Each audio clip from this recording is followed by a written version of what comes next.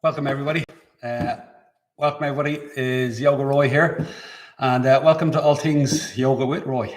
We're on session 2 of activating the third eye, how to master the third eye. And this is the beginner's course. We're going to look at how to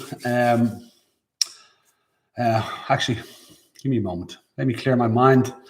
I'm going to recap on what we did last week, and then I'll tease out this week with you. So if you remember, last week I gave an overview of the arc of the journey of the third eye. So how do we awaken our consciousness?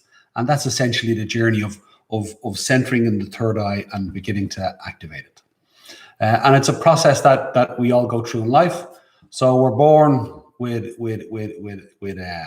consciousness, but it's not self-aware. So we're born at an instinctual level. The child is instinctually present. As we gain an intellect gives us choices, and intellect also gives us reflection. So as we make more and more choices, we create more and more reflection. So our innate self, our instinctual self, we're just in the oneness of it. It just is. There's no right or wrong, and the child doesn't think right or wrong. They just are. As we gain an intellect gives us choices, and those choices can take us away from our instinctual sense of ourselves, the rightness of that instinctual connection. And those choices, as we take them, they can begin to separate us, we can feel disconnected. And one of the first things we'll feel disconnected from is that innate sense of innocence we feel at the beginning of life. As the choices come in, if we make the choices that take us away from ourselves, we feel the disconnection of that. And that experience of separation that's what hurt is. So that's what I was talking you through. And the more we go through that journey we need to protect ourselves, so we create a buffer. And that buffer is the personality. So then we begin to make our choices through our intellect and our personality, the construct that we create around ourselves, and we identify with that. At some point the personality in life comes along, and if the separation is too much, if the hurt is too much, if the struggle is too much, it becomes obvious that something is missing. So when we go looking for that thing that's missing, it's the intellect, the ego, is going looking back for that natural connection. The intellect is going looking for the instinct. And as the intellect awakens the instinct, then intuition is awoken.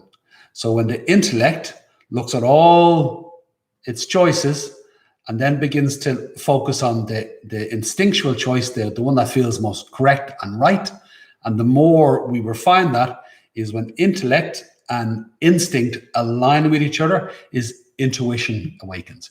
We now know that we know. We've now properly become self-aware. And that happens in the present moment. So there is an awakening of the third eye, and there is an awakening of the present moment as well. So the consciousness within now realizes itself. It now knows that it knows. Okay? So that's the awakening of the intuition. So on a practical level, how do we attune to that? Like what are the things we need to do that bring us into that? Well, we got to work with the physical body. We got to work with the breath and the energetic body. We got to work with the mind itself, and work with the thoughts, work with the awareness within. So the more we center ourselves in those layers, we center ourselves back in the connection. So as we center, we're coming into the oneness of ourselves. We're placing ourselves in one place. So when I physically center myself in my body and I start to move all my body at once, all my body at once is now moving around its center of gravity. So when we center ourselves and come into our center of gravity, we're physically bringing ourselves back into that connection. And how does it help with the reconnection back at an intuitive level? So let me explain this. If we don't understand their alignment in our body, the body can get disjointed. Is we start to lean on joints, we'll collapse, and some muscles will get tight, other muscles will get weak. Is we become disjointed in our bodies, and we're acting out that experience of separation, that two-ness of things. The body isn't cohesively working together. So when we center ourselves, now we've given the body one place to connect into. When we begin to move in our center of gravity, is what happens that you get this experience of your muscles spontaneously toning and then releasing. And as you do, you're massaging out all the joints, you're opening the joints, you're massaging out all the muscles, and you're bringing the muscle back to vitality, its ability to tone and actively release spontaneously. So when you have all of your body moving in its center of gravity, is now when you do that with awareness, now you're intuitively moving through your body. Now you're moving through your center, and you know you're moving through your center, and it's an intuitive experience. It's not something that you have to think about or reason out. It's something that you're just intuitively following. So there's the instinctual rightness of it. Intellectually is you recognize what you're doing, and what you recognize you're doing is you're moving in the experience of your center. So you're not thinking about it, is you're doing it with awareness. Okay, so that's the physical coming into one's intuition. And again, it's activating the third eye within the body. It's seeing the connection within the body, and then it's continually seeing that and moving within it. When you layer the breath in, by the way, this is a recap on last week. A recap on last week, and you'll see I'm starting to flesh it together more. I'm bringing it to life more in today's session. And remember that I said that I'm bringing it to life more, because that's what we're going to do in this session, bring it to life. And then I'm going to explain how I'm bringing it to life and why I'm bringing it to life. The overview, how does it all fit in, and where and how it fits in. So we're bringing the third eye to life, okay? So now with the breath, as we move in the breath, is we begin to connect into our life force. And we begin to connect into that living experience of our life force. We begin to feel our aliveness, and then we're breathing it. So when our body is moving, physical body is moving in its center of gravity, there's a natural pace, that there's a rightness to it. The same with the breath. When we move at a certain pace in the breath, there's a natural rightness to the breath. And each physical movement we do in our body has an expression in our breath. We're inhaling, we're exhaling, we're inhaling, we're exhaling. So the whole body is moving in unison with the breath, and the breath is moving in unison with the body. And that allows us to tap into the more subtle central nervous system within the body, the energetic experience of the body itself. Excuse me. And it gives us that baseline connection into our life force. And we're centering ourselves in our life force, and then we're flowing with the energies. We're flowing with the sensations. We're flowing with the feelings. Okay, now if we struggle in all that and we become disconnected, and like with the body can get all disconnected. If we become disconnected in our energetic body, is then those feelings become emotions. It's the emoting, and it's the push and pull of the emotions. And in the struggle of the emotions, keeping different emotions apart from each other, preferring some and disregarding others. It's like leaning in the body and preferring one leg rather than another. Is preferring to work the back but not work the core. Is emotionally, we lean that way too. Some emotions we prefer, other emotions we prefer to ignore. And it's that disconnection at an emotional level is how do we bring all that back into one place of being, where we come into the intuitive energetic body, where we're doing it with a full awareness, and we're not thinking about it. We're in the experience of it. We're in the being of it itself. So the breath, coming back into that same flow that we're in our center of gravity of our body, getting to have your breath begin to mimic the same spontaneous engagement as you are at a physical level, where you find yourself spontaneously flowing with the tones and release in your breath. And what you're doing is you're coming back into that lovely place of connection, of feeling. So when you come to the pause at the end of your exhale and you come to it peacefully, you're coming to your energetic center. You're centering yourself into your energetic body. It's your place of energetic rest. It's your emotional place of peace. It's very calm. And that's the baseline of your energetic experience, is that calmness within. And then there's the spontaneity of all those beautiful flows and sensations. And in that spontaneity, you're doing it with awareness. And that awareness is that you know that you know. It's that intuitive, my mouth's gone dry, intuitive experience of it. So now we're layering it up. We're layering it up. We're going to go into the mind. Okay, and I was describing this last week. Again, I'm just bringing it a bit more to life, and then I'm gonna add on some new parts of the story, so to speak. So mentally is now, rather than trying to control your thoughts, what would happen if you just slowed the pace of your focus down? You didn't try to control the thoughts. You just slow the pace of your concentration down. Slow the pace of the thoughts themselves. So rather than changing the thought, change the pace of the thoughts and begin to have all your thoughts moving at a certain pace. And that pace allows you to be observing your thoughts, engaging with your thoughts with awareness. The watcher is able to actually see your thoughts. You're able to hear your thoughts. You're able to feel your thoughts. You're able to engage with your thoughts, because think about a thought like a physical sensation. Is they come and go, and there's the toning of the muscle and there's the active release of the muscle. There's the toning of the emotion, the active releasing of the emotion. There's the toning of the thought, the intensity and the engagement of the thought, and then there's the releasing of that thought. So that you're coming into that natural state in your mind and your thoughts where you're able to move spontaneously around your thoughts and through your thoughts. All you're doing is calming down and finding that mental ground where you're not your thoughts, you're the watcher of your thoughts. You're the listener of your thoughts. You're the feeler of your thoughts. You're coming into awareness itself.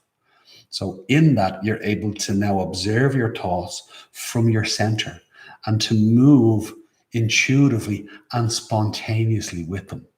And again, this is you activating your third eye and the perceiver. You know what you're doing as you're doing it.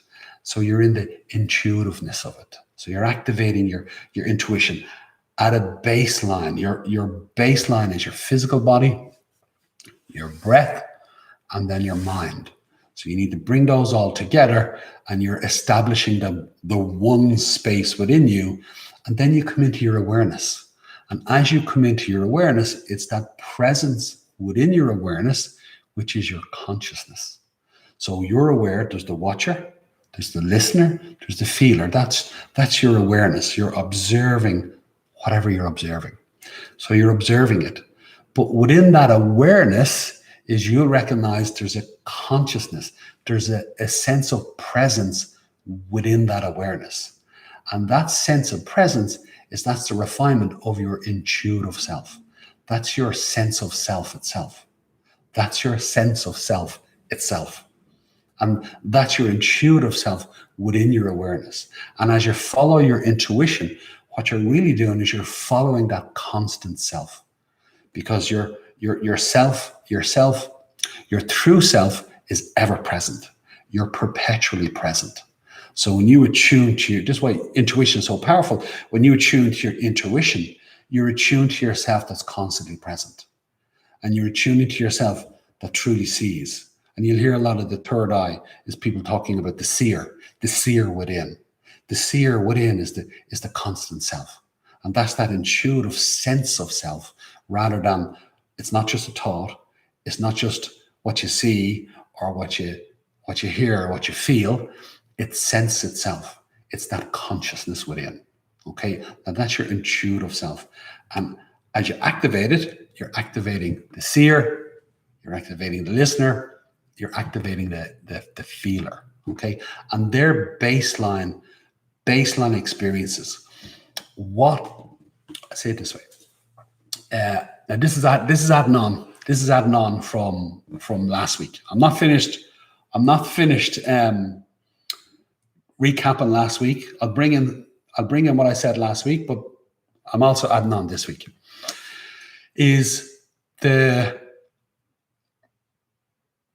What do I mean by baseline experience? Is when a person is listening, and I'm going to use this room is my mind. The room you're in is your mind. My mind to your mind. That was Star Trek. Is the room you're in. So look at a wall, a window, a picture, something that's on the wall, or the wall itself. Basically, that's your mind screen. So your mind screen is where all your thoughts are. You're not your thoughts because they don't last for very long. They come and go all the time. Like the sensations in your body, they come and go all the time. But the sensations are not your body. They're just the sensations. So your thoughts are just sensations. So you can detach from your thoughts, and that allows you to recognize the room itself. Now, that's the mind field. That's when somebody talks about opening your mind. That's what we're talking about.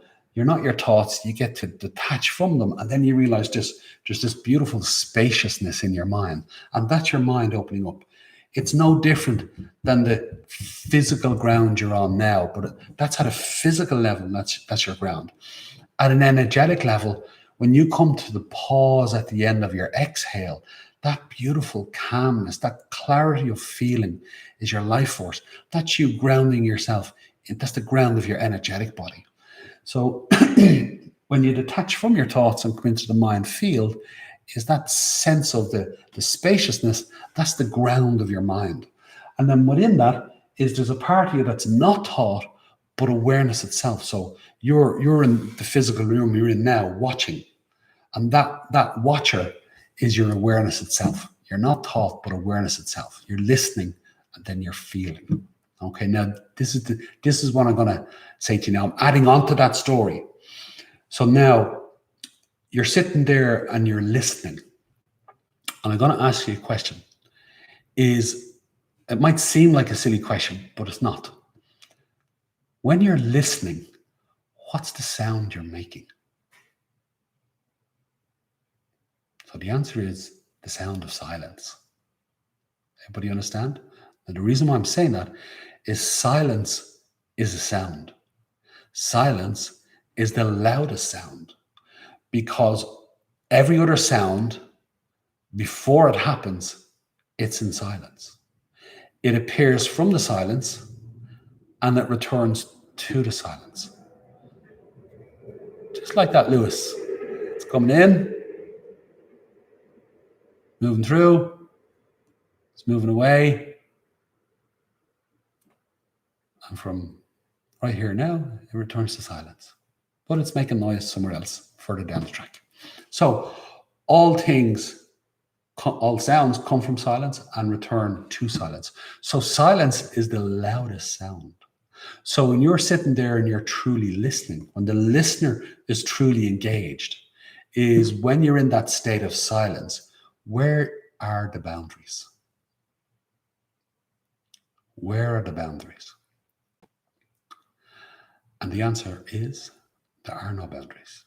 Some people will say, oh, and a sound comes in. That's not a boundary. A sound comes in, but is silence still there? Yes, it is. Silence is constant. That's why silence is the loudest sound. Once you're able to attune to silence, is you come into a beautiful stillness within yourself. So even though there's all the cacophony of sounds going on, none of those sounds are louder than silence. It is a beautiful, calm place to be. But back to the question.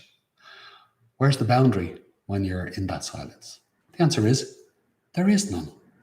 Okay, so now, in your silence, as you sit there, it's boundless. There's no boundaries on it.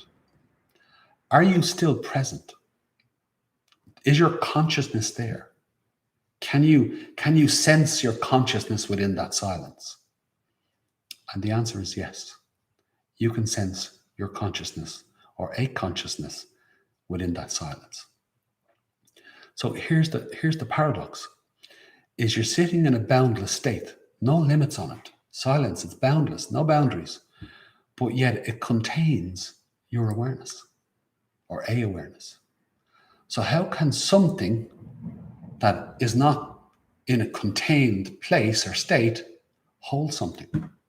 That's one of the paradoxes of this reality, is something that is infinite, so there's no containing of it, but yet there are things within it.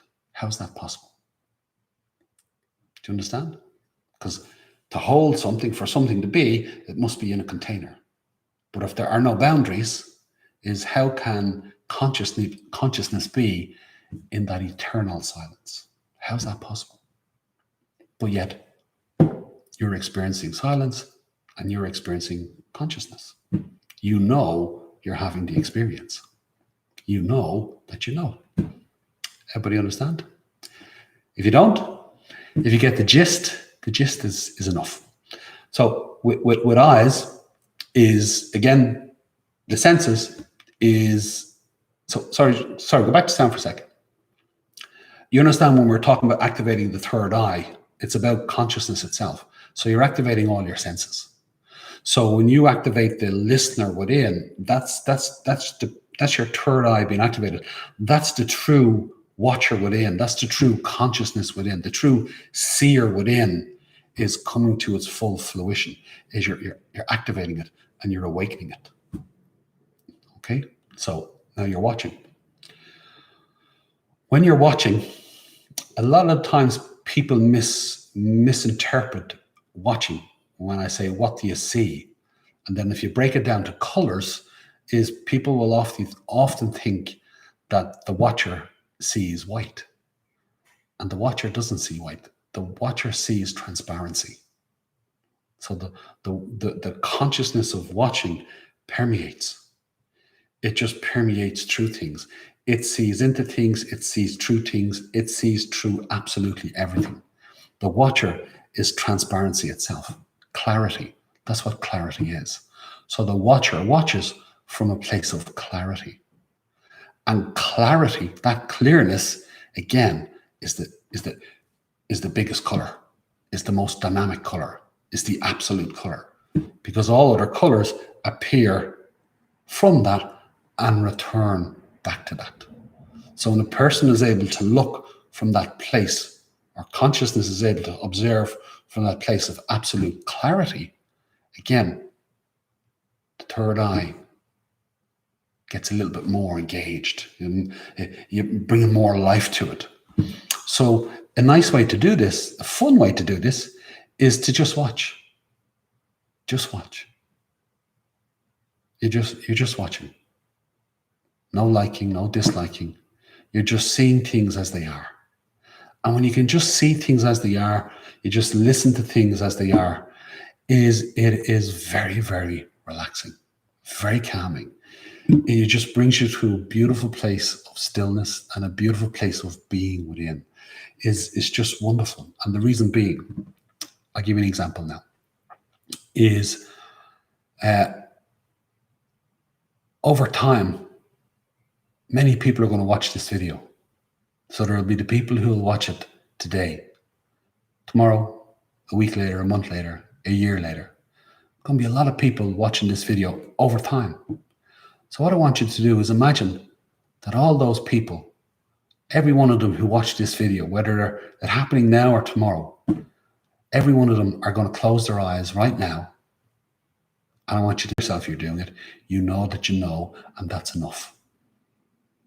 Okay? So now, feeling, the feeler. How do we kick in with the feeler? This is a beautiful one. And every time I tell this to people and they get it, is the aha moment in them is, you can just see it in their eyes. And the reason why is a lot of people are challenged by their emotions. Is the emotions can control an awful lot of people's behaviors or create an awful lot of struggle in people. And so they have to deal with them all the time. And I'll say it to you this way. I'm going to relate it I'm going to relate it to the sacral chakra as an example. Now, I could relate it to the breath and the calmness of coming into the pause at the end of the breath and coming that beautiful life force there. But I'm going to expand on it a little bit more. I'm relating it to the sacral chakra, the second chakra, all about life force. Is if I ask you this question, is what's the first thing you feel? What's the first thing everybody feels? What's the one thing everybody is constantly feeling in themselves and people forget about it or they just don't realize it? What's the one thing that you're constantly feeling in yourself and you've felt it every moment of your life? Not once has this feeling gone away. And again, we're hearing that sound come and then it goes. What is that feeling? Okay. Now that feeling is your life, being alive. The first thing we're always feeling is what it feels like to be alive. Literally our life force. Our life force is the thing we're always feeling. Our life force is the baseline of all feeling. And that when we can center ourselves in our sacral, we center ourselves in our breath, we center ourselves in our life force, is what does it feel like to just feel alive? And what you're doing is you're coming into feeling itself. What does it feel like to just feel? What does it feel like to just feel? Not feel happy, not feel sad, not feel angry and then be emotionally charged by it and struggle in it, not feel depressed and then trying to push it away and struggling with the emotions of trying to push it away, is just feeling itself. Just feeling. Not feeling any particular thing other than the baseline of feeling itself. And what you're coming into is that feeling of your life force. It's that feeling of being alive itself. When you come to the pause at the end of your exhale, you're coming into the absolute clarity of feeling itself. That calmness of the being of your life force, the feeling of just being alive and the absolute calmness within it. It's beautiful. It is just beautiful just to feel alive. It is the most exquisite sensation. Then we throw in all these other sensations, all these other feelings, and then some we like and some we don't like. And then we're in the battle of trying to control our feelings and control the emotions. And we've lost that one exquisite baseline of just feeling and what it feels to be alive. It's beautiful. So when you come into the feeler, you're coming into, there's Paul. Hey, Paul. When you're coming into the feeler and the being within the feeler, the consciousness within the feeler is what you're doing. And you know you're doing it, is you're in the knowing of the feeler itself, your life force and your consciousness itself. It's absolutely beautiful. And what you're doing is you're centering yourself in your consciousness and your third eye. You're opening up your space in it. And then what you're beginning to do is then to heighten your senses, but you're heightening your senses by bringing them back to their baseline. So now you're creating a baseline in your consciousness and your third eye that you can measure everything else off. So you measure all the sounds off silence, all the images off clearness, all the emotions off feeling itself. You understand? Of consciousness itself is literally your sense of consciousness itself. We'll talk about that another point. What does it mean by your sense of consciousness? Your sense itself is the sixth sense. Okay, so we'll talk about that another day. Just going to stick to the watcher, the listener, and the feeler, and just amplifying them. So by the end of today's session I'll do a practice on that. But I want to give you a little bit more of the arc story of life, and the chakras give you more of an explanation of the chakras and how they play out in life, and how they can work for us or they can work against us, is when it's against us, it seems like it's the hurt story. When it's for us, it's the connection and the truth story. So here goes. And we're going to do it from the point of view of the third eye. Is if I tell it like a story, is imagine somebody just came into existence, but they came into existence with self-awareness. They came in with self-awareness. Like a child is born with consciousness, but they don't have self-awareness. So imagine the child is born with self-awareness. Okay, but there's no there's no history of life, so they don't have a past life to measure off. They've just come into being, into life, and they've come into it with self-awareness. Is the first thing they would say is I am. I, consciousness, am. I exist. That's the first thing that they would say. Now, then they look around. They look around themselves, and they would layer onto I am. The first thing they would be aware of or realize, I am present. So now that's the root chakra. I am present. I am here. I'm here right now. And the truth of the root chakra is the present moment. So if I was to ask you a question, who are you when you're continuously present? And that's your personal truth. As you attune to the oneness of things in yourself, you're coming into the oneness of the moment, you're coming into the moment itself. So the more you spontaneously, with awareness, flow in the moment, that flowing self is your personal truth. When enough of yourself comes into the moment, is you go from an awakening to a realization. You realize you're not just in the moment, but I am the moment itself. Okay? So that's the root chakra. So that's very sweet and very nice. It's all wonderful. It needs to be had as a direct experience. If it starts to go pear-shaped, if a person begins to struggle and it experiences hurt in it, and the hurt is too much, which happens to everybody, and then we start to struggle with the hurt, is we start to disconnect. We try to escape what's happening right now. And while I'm trying to escape the pain of right now, we can often end up thinking we're escaping the moment itself. If I don't look at this pain, at the same time, I'm also not looking at what's happening right now. So while I'm not looking at the pain, I have to also ignore right now. And then I create a reality, a different story of what's happening. But this is a made-up story, but this is what's happening right now, but this is my made-up story. So now what happens is that I disconnect my consciousness. I disconnect my consciousness from the present moment.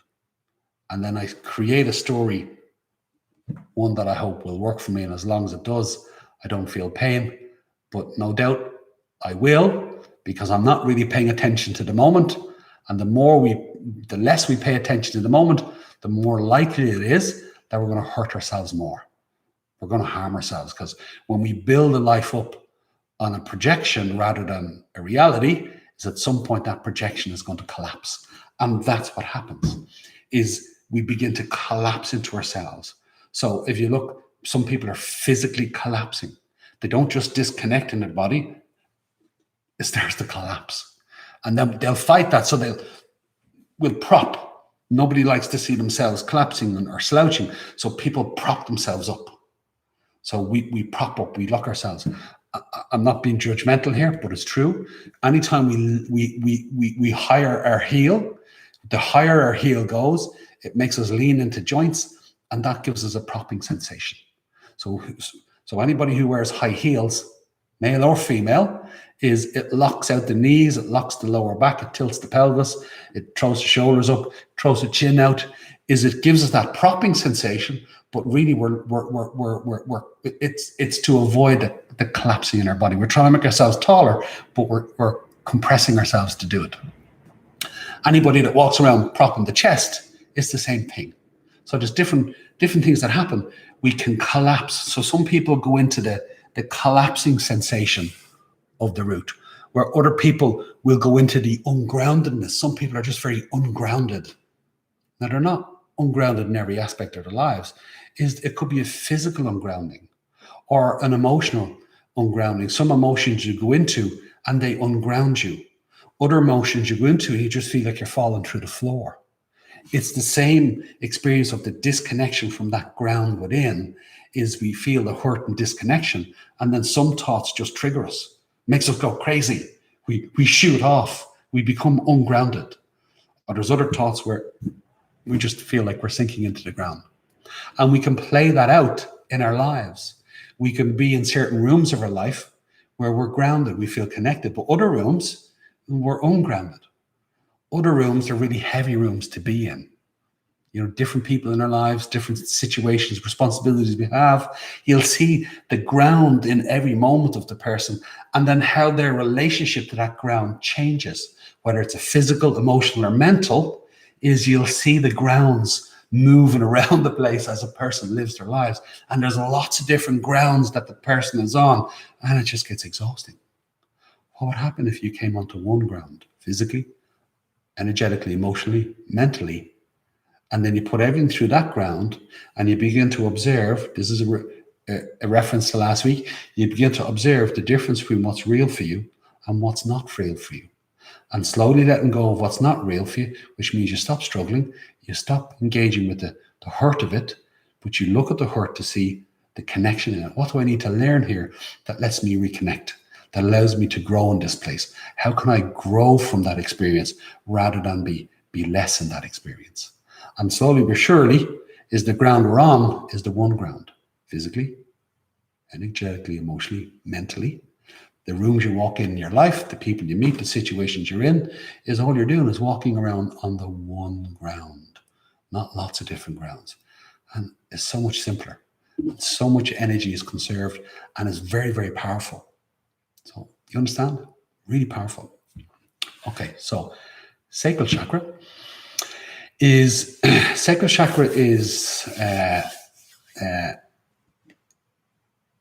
I'll say it to you this way. I remember the story I'm telling you. Oh, yes. Okay, so let me recap so we don't forget. So you've come into existence, or persons come into existence, and they've come in with full self-awareness. Okay, but there's no history of a life. They've just come in with full self-awareness. The first thing they'd realize is I am. And then they'd realize I am present. And then they'd realize I am present, I'm alive. They'd realize that they're actually alive.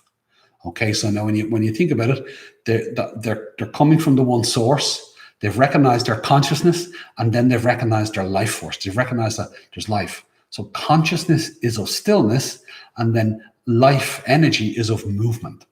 So first they'd realize I am present, I am alive. And what's happening is that the person is now coming into that experience of aliveness. They're feeling their aliveness. So let me ask you a question. Is how powerful is life? Like how driven is it? Life is driven. Life is relentless. You know, sometimes life can seem cruel because it's relentless, because it waits for nobody. And if we can go with the flow of life, it's wonderful. It's a beautiful experience. If we go against life, it can seem very cruel. If we try to speed up and beat life, get ahead of it too fast, is we just crash. It's finding that flow, that life force within us, and then moving with that life force and moving with the patterns and flows of life force around us, is we become integrated and engaged. Is how powerful is it though? Very powerful. How driven is it? Very, very driven. Okay, so how many commitments? I'll explain to you this way. How many commitments have you made in your life to date? From right now to all the way back. How many commitments have you made? And again, everybody's just totting them up. Now think about it. There's an awful lot of commitments you made where you might not have consciously made it, but you energetically made it. And a simple example of that is you might think about your first friend. You didn't say, oh, you're going to be my friend. They just became your friend, but the energy was connected. That's a commitment. So think about how many commitments you've made in your life to date. And every one of those commitments is we take a slither of our life force and we attach it to whatever that commitment is. So now, what's it like when you have 100 different commitments going in 100 different directions at once? It's exhausting. And that's why most people are exhausted these days, is because their life force is just split in so many different directions that they just can't manage. They're just trying to survive. And they go from living to surviving. So even people who are quote unquote wealthy or well-to-do, or whatever, in some form you can perceive that they're living a life of comfort. They may have comfort in some ways, but in other ways, they're just as exhausted as everybody else. Because the more commitments we have, is the more we're pulling our life force in so many different directions. So what would happen if, the reason why I'm talking about some people are privileged is, privileged or not, everybody is dealing with this. There's nobody gets out of this experience, regardless of their comfort levels. You can say some people are living a better life or a more comfortable life, but everybody has to engage with this and deal with this. There's no getting past this for anybody, and that's the simple truth of it. You can have some people who live a tough life, but are really in the full being of themselves. You can have other people who have a very comfortable life and they're living a life, they're half asleep. Everybody's got to deal with it. So commitments is, what would happen if you called all your commitments back? Not disconnected from your commitments, not say, I'm not going to be committed to them anymore, but call back all those slithers of life force. Call them all back into yourself. Call them all back. And you just feel them all come back to you. And then you just feel your energy levels, your senses just heighten. You start to feel a nice sense of vibrancy, a nice sense of connection. You just begin to feel alive again, because you've simplified your center, you've simplified yourself, you've brought yourself back to that state of just feeling alive, feeling the living. A simple example of it is think about the small little things you do in your day that give you a little pep. Something that lifts all your senses, something that makes you a little bit joyous. Again, it could be your ritual of your first coffee. It could be the walk to work. It could be something where you go, 5 minutes to myself, or I love doing this, and it just gives you a little lift. And you just feel that life force in you. Now take the thing out that you were doing, the coffee or the walk or whatever it is, the few minutes to yourself, whatever it is that gives you lift, take that thing out of it and just feel that lift of your senses. All your senses heighten a little bit. And that's you connecting to your life force itself. So think about all the attachments we have. Our life force is attached to them all. Like, get rid of all those attachments. All you're going to feel is your life force. And you're just centering yourself back in your life force. Now think about this, is after doing that for a little bit, what would you begin to feel? What would you begin to feel? After a while, you'd feel like, I want to do something. You'd feel like you want to do something, because your life force coming back in, your drive is coming back in. And as you reconnect to your life force, you're reconnecting to your drive, you're reconnecting to that sense of being alive. So I'll ask you a question. Who are you when you're continuously present and alive? Who's that self that is continuously present and continually alive in themselves? And again, from your third eye, there's that greater sense of awakening. So you center. I know it's your root and your sacral, but you center in your third eye. Now you bring your third eye to life. You're activating your life force in it. You understand? It's very powerful. Very powerful. So now you're coming into your sacral. You're starting to feel your life force and your drive again. And it's a very powerful force, very creative force. So one of the challenges with it is to be able to just sit with it. Same the present moment, is sit in the stillness and and not be moved by the things that are happening in the moment. To sit in your life force and to not use it is to just be with it. That's the challenge. Because in the moment, the temptation to do something, to move with your life force, that feeling of aliveness, it's telling you, give me something to do. It's making you feel like you want to do something. So to master it is to be able to be in it without having to use it. And when you can be in it without having to use it, then you're beginning to control it properly, beginning to master it. So if you think about it now, the more you sit with that is what are the things that you're actually going to truly commit to? And you start making conscious choices about the things that you're truly going to commit to, knowing that when you commit to it, you're committing your life force. And that when you do that is then you have to follow through. So what you're committing to has to be realistic. It has to be based on the present moment. And it has to be based on something that you can naturally move into, that you find your way to be natural in it, that you're building that natural state in it. Your natural intuition is drawing you towards that. And you're building a life around your consciousness of being. And then you go out into life, into the doing of it, but you're committing to things that come from your being. And you're getting that beautiful alignment of your being and your doing in your life. Do you understand? And again, while you're getting clearer and clearer in your third eye, is you're also beginning to center yourself in each one of the chakras. Okay? And you're moving from that place of surviving to living. Now think about this. Your physical body, your energetic, emotional body, your mental, all your different states of mind, the rooms of your life, the people in your life, the situations in your life. Now imagine your ground of your sacral, your ground of your life force is some parts of your body have more energy, more aliveness than others. So you got to balance it out. You know, is that if your back is drawn a lot of energy, it gets tired. But then you're making other parts of your body weak. You got to come into that spontaneous engagement of your body and share the energy. Let your life force begin to move freely through all the channels of your body.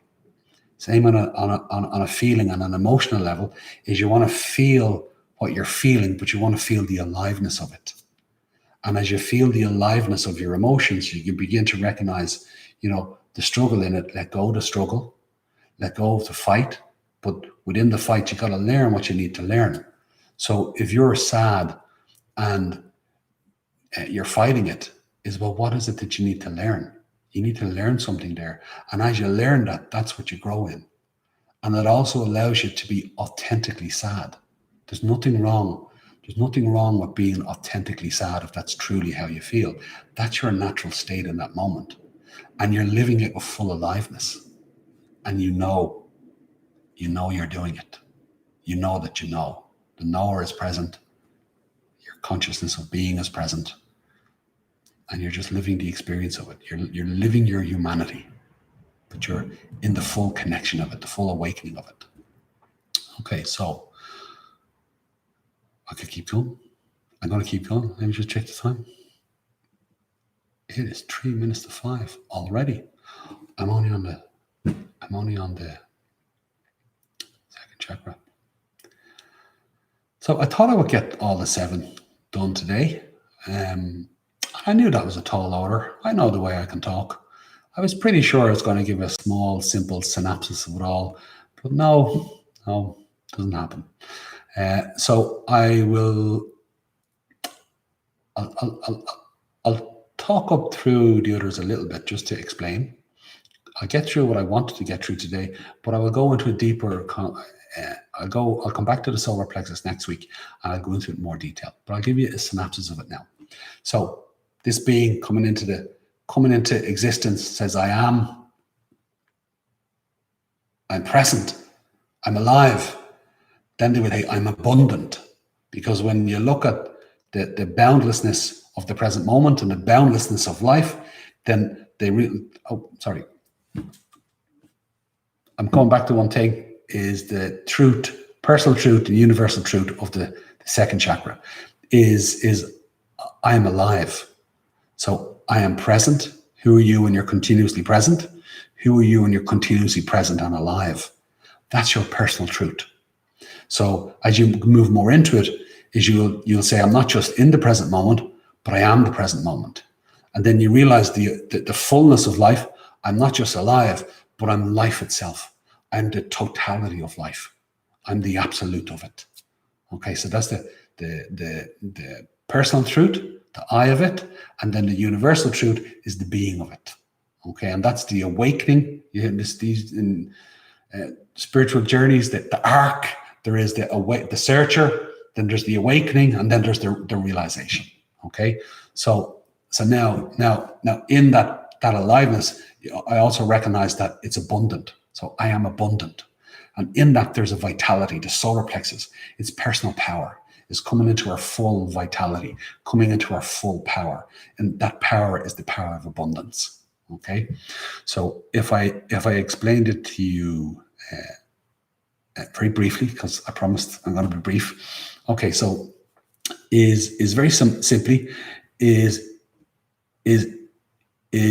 if you look at the personal power side of it, is you have your strengths and your weaknesses, like the struggle in it, the likes and dislikes, the power play that goes on in the solar plexus, because this is where our personal power is, the core, the power, the vitality. Is if you put your strengths and weaknesses in the same room at the same time, is they're both going to have the same fear with each other. Your strengths are going to be afraid your weaknesses will take over, and your weaknesses are going to be afraid that your strengths are going to take over. So what happens is they both vive for power. And when I say weaknesses, I don't mean that they're weak in nature. And what I mean by that is somebody come along and say their negativity is a weakness. Okay, but their negativity is also very powerful. It can control. It can take over.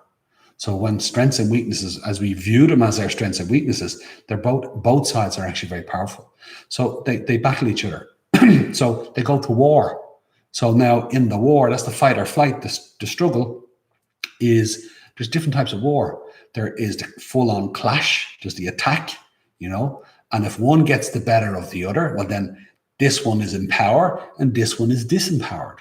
Let's say one decides to run away. Okay, one's running away, the other's running after it. Well, the war is still on.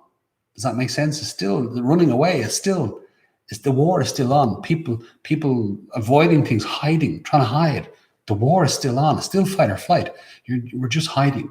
So we're hiding from our strengths or we're hiding from our weaknesses. We're still in that power play where there has to be power and there has to be disempowerment. Now, what would happen if you looked at your strengths and weaknesses and you got them talking, and then they realized that they both have the same fear, and then they both agreed to let go of that fear, that neither one of them is actually going to try and take the other one over, that they're agreeing to work together rather than against each other. So now they're going to work for empowerment rather than power or disempowerment. Now, how that happens in the body is you're looking at your practice. Is the most effective way for you to build real power in your body is to focus on the weakest parts of your body and have the strong parts of your body support your weaknesses. Okay? And what I mean by there is that you can have one part of your body that's very flexible. The right side of your body is more flexible. The left side of your body is tighter. It's used to holding things.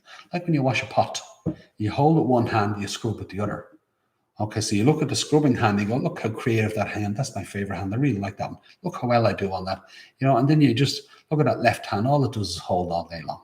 Useless thing, it's just a hold, that's all it does, So when you go do postures, is look how creative I am with my flexible side, and then look at my other side that's really stiff. And all it is a power game. Is you hold the power and your stiffness is disempowered. Unless you start beating yourself up and then your stiffness is focused on. So now the stiffness has the power, and then you beat yourself up for not being as flexible on the other side. Or sorry, that side is flexible and you beat yourself up for one side being better than the other. So you just back and forward, power games and disempowerment.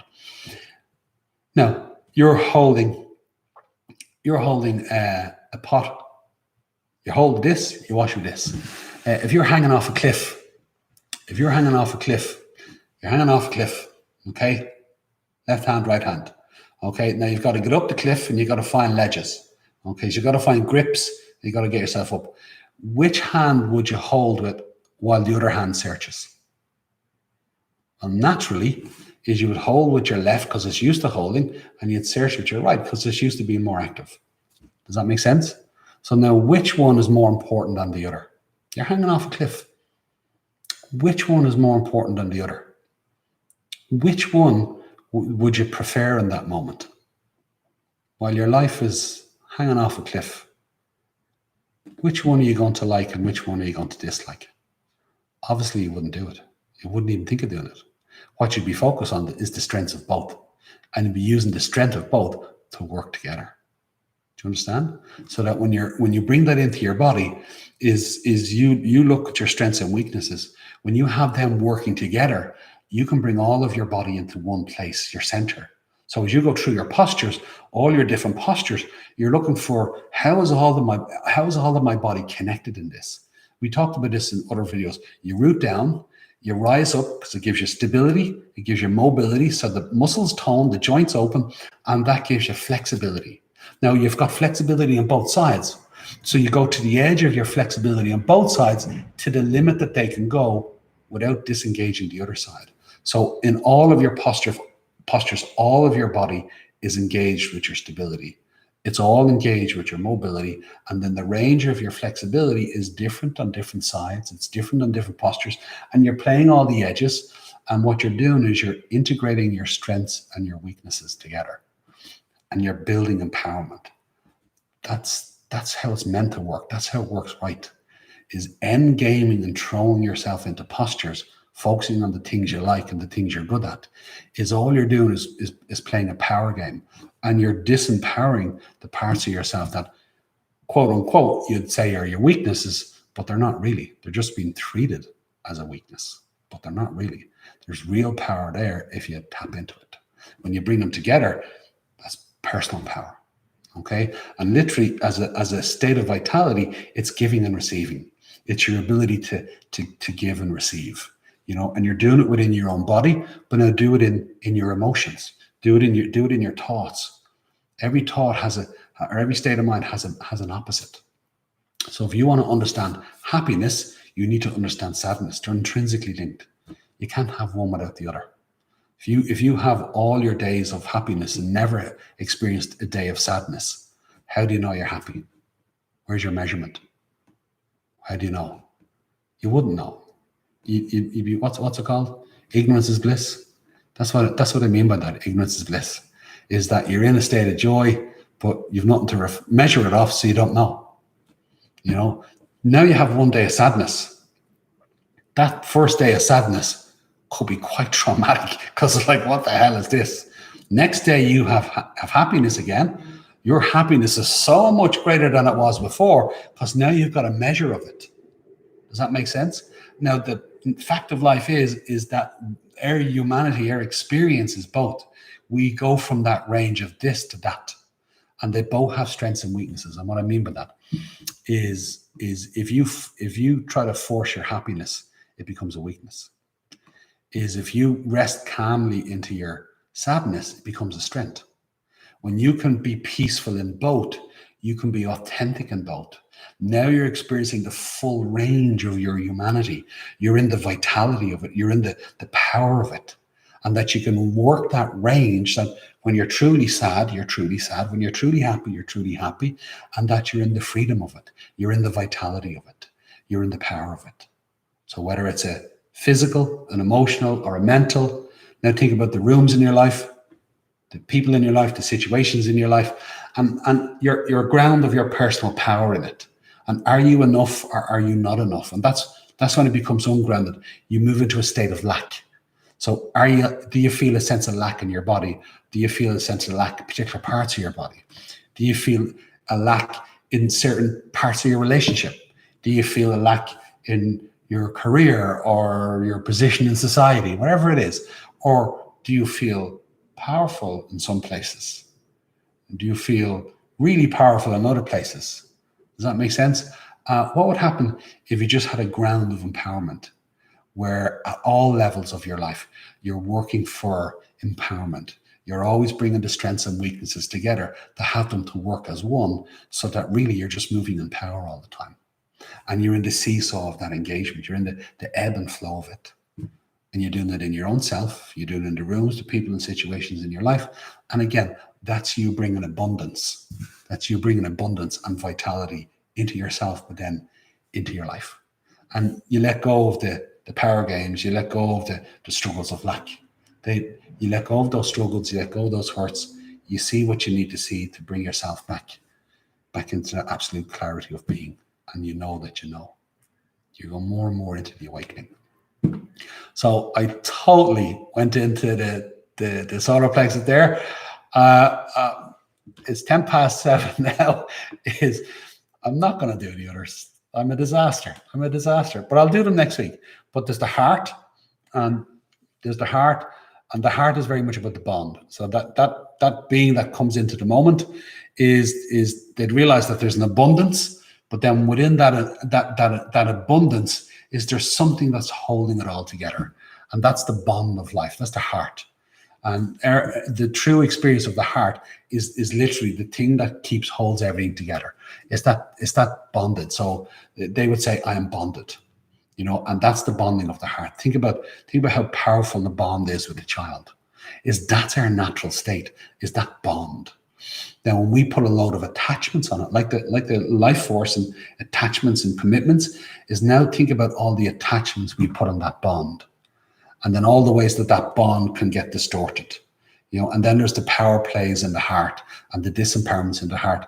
And then what we think we call love can get distorted in 101 different ways. What would happen if you centered yourself back in that beautiful connection of your heart, just a natural bond? And again, is if that gets broken, literally, it's that feeling of brokenness. So people talk about the heart being broken. It's the bond that we feel is broken. You can never truly break it, but it can be perceived as broken. And we get that sense of brokenness, okay, as opposed to coming into the bonding. And again, think about what I said about the others and imagine the play of it. I'll talk it through next week. This is about wisdom. So you realize everything is bonded, and that within that, there's like a matrix. Everything seems to work a particular way. There's a pattern within this, and you'd recognize the pattern as universal wisdom.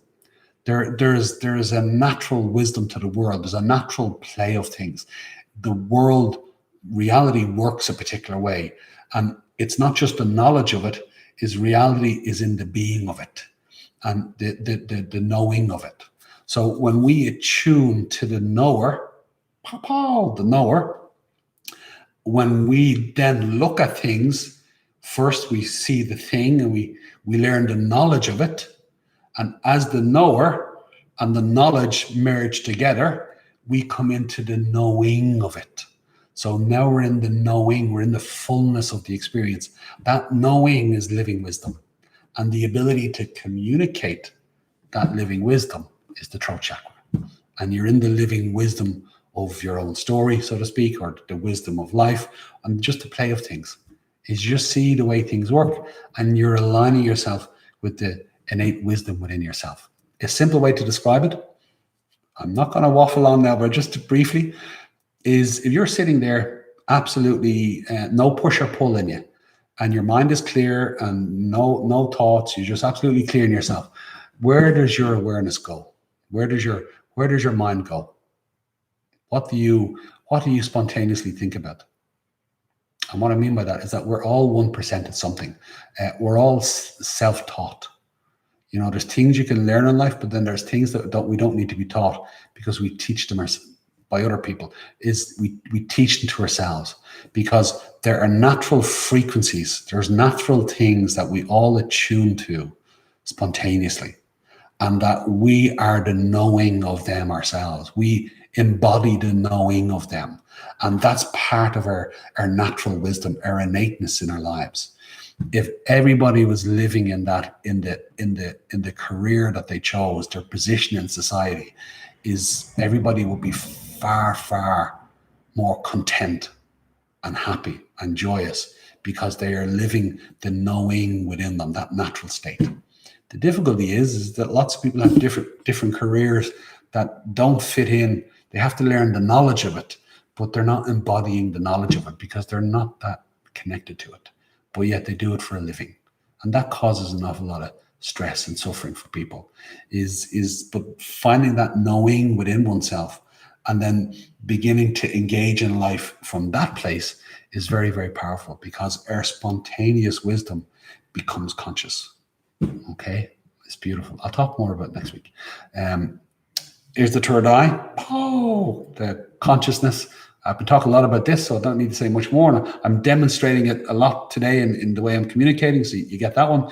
So the bond is I am bonded, and then I am love.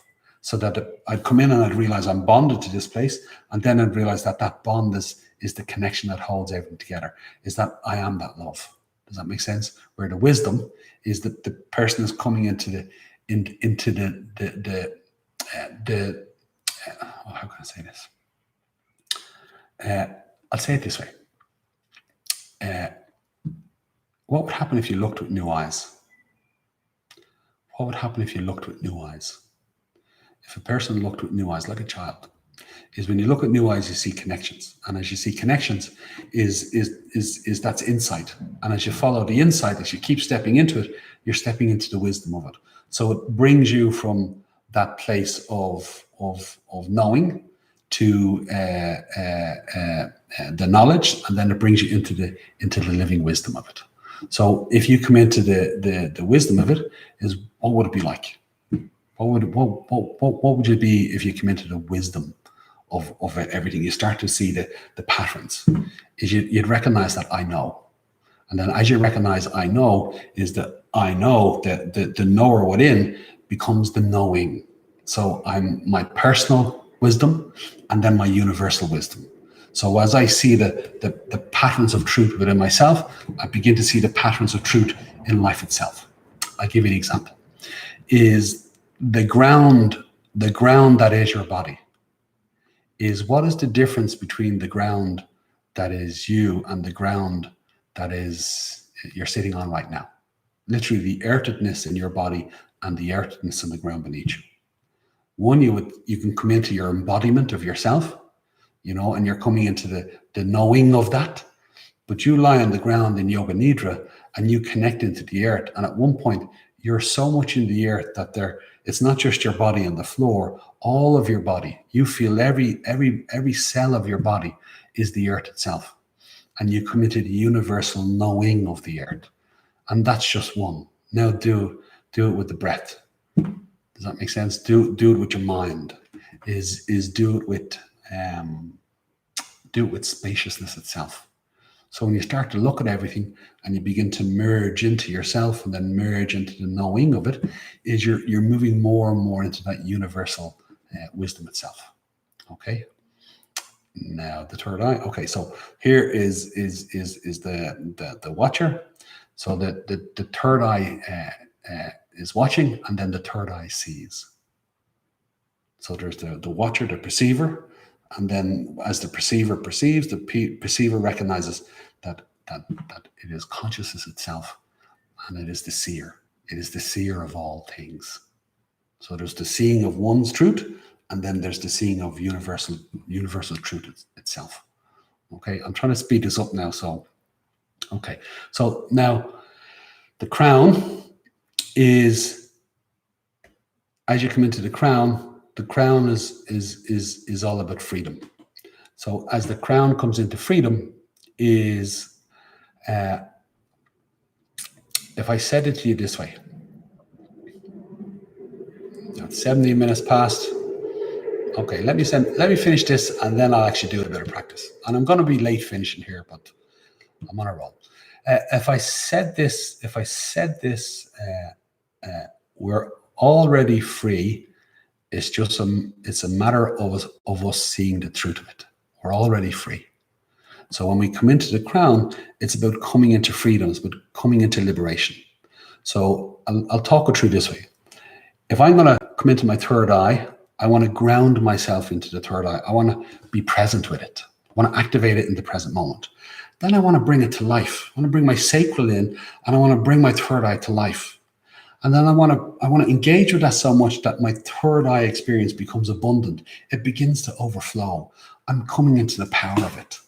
But as I come into the power of it, I also want to bond. I want to bond to the third eye. As I bond to the third eye, I'm now living the heart of the third eye. I'm moving into then the wisdom of the third eye. I want to activate the wisdom of the third eye so that I come to an absolute clarity of perception. And a nice way to describe that is that as I come into the wisdom, I'm coming into the understanding of it. How many different angles do I need to perceive something? Do I need to see something until I get such a wholeness of completion that I come into a completeness within it? I see the clarity of it. So that with the present moment is that I see the present moment everywhere. No matter where I look, there is the moment. No matter where I look, there is my consciousness. My consciousness is with me in every moment. So that as I come into the clarity of it in the present moment, in the root chakra, I come into the freedom of it. I now have free access to the present moment. I now have free access to my life force. I now have free access to my personal power, my abundance. I now have free access to my heart and my bond. I now have free access to wisdom. I now have free access to the seer. I now am free. So the crown is all about freedom. It's about understanding that we're already free. It's just we have to perceive it. We have to be able to see it from that place of truth. So the crown is all about freedom and liberation. Okay. Now, if we get trapped in them, the heart gets broken. It's the feeling of brokenness. Is the wisdom can get caught up in. The wisdom can get caught up in the knowledge of things. And as the wisdom gets caught up in the knowledge of things, it gets caught up in ignorance. So knowledge and wisdom are two different things. If we treat knowledge as wisdom, it's really just ignorance. When we come into the wisdom of it, is then the ignorance falls away. But here's arrogance, is that the absolute clarity of seeing is one thing. But if a person is very clear, but looking at it from a place of separation, is if a person is in the power of the third eye, but in a place of separation, is they'll come across as arrogant. There's an arrogance to it. Where if a person is looking from a place of oneness, is then the seer is in the seeing of it. Okay? And that's the connection of it. Where the crown is about the freedom or the isolation. So if you think about the going about your life, and are there parts of your body that are disconnected and in isolation, that we've locked them away? Is there certain feelings and emotions that we've isolated? Certain states of mind or thoughts, they're isolated. And there's certain rooms in our life that we've isolated. We don't go to them anymore. We've isolated ourselves from them. Or people, we isolate ourselves from people, or responsibilities, or life situations, we isolate ourselves from them. As opposed to is being able to have free access and be free in the body and be embodied, and be in the freedom of it. Same at an emotional, mental level, the rooms in our life, people in our lives, situations in our lives, is that we're adjusting ourselves to move from that state, from that place. Okay. And again, as we achieve those different stages within life, is you'll find that a person is coming more and more into the clear meaning and purpose of their life. What does life mean to you, and what's your purpose within it? Okay. So I know I'm waffling on now. Is next week I'm going to come back and I'll do a brief recap, and I'll start at the heart, and I'll talk it up through. Okay. But for now, we're going to do a bit of practice. So what I want you to do is sit and get comfortable. And once you're comfortable, is just close your eyes. And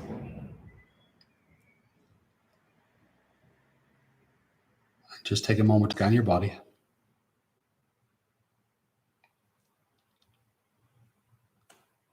And just begin to breathe a little slower. And breathe a little deeper.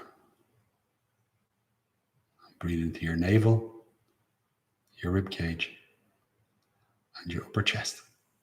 Just feel all three areas expand a little and contract a little. And again, just let yourself come into your body. Let yourself feel your body. Always making any small adjustments you need to along the way. And then just taking a moment or two to focus on being present. So what I want you to do is, with your eyes closed, I want you to just listen.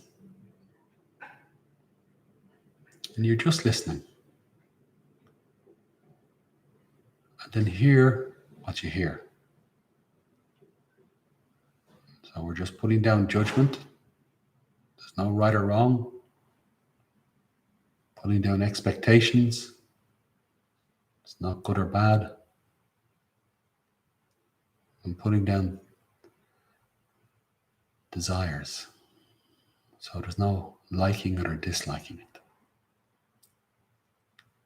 That you're just listening to the sounds very simply.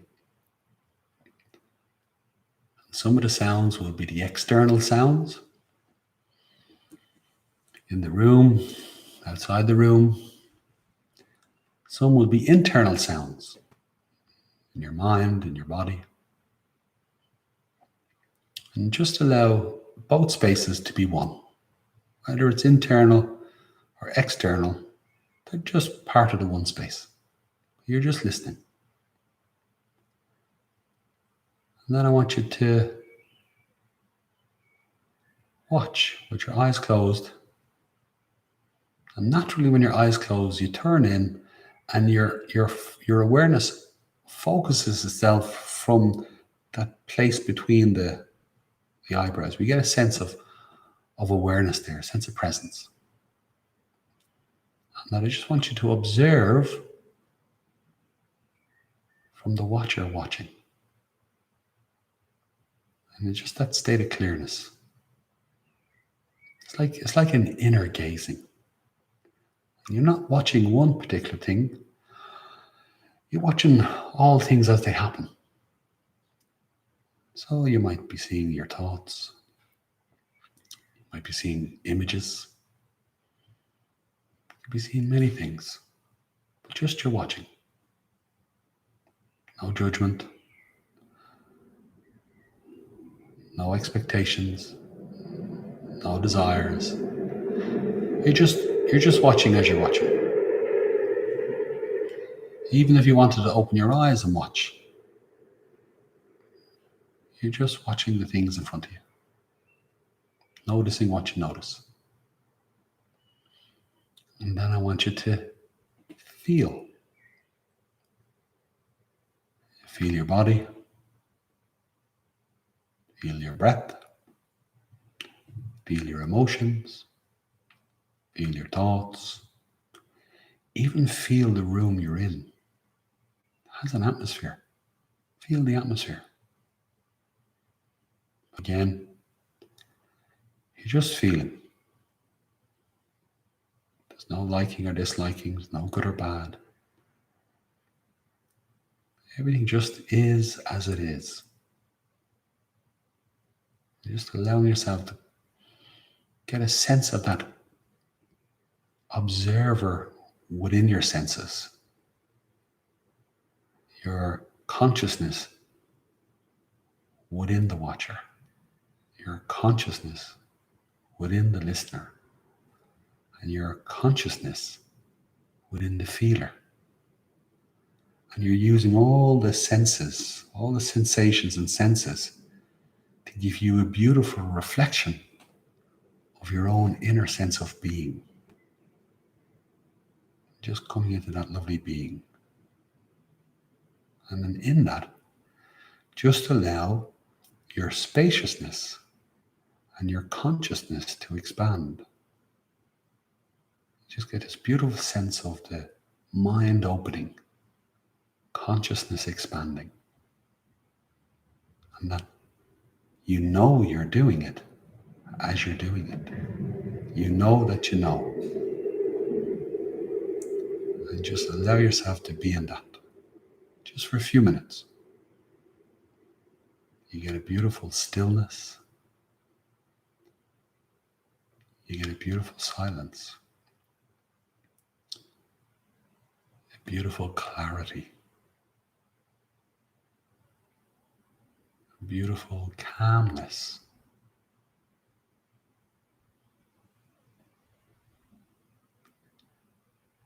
And then just let yourself be in it.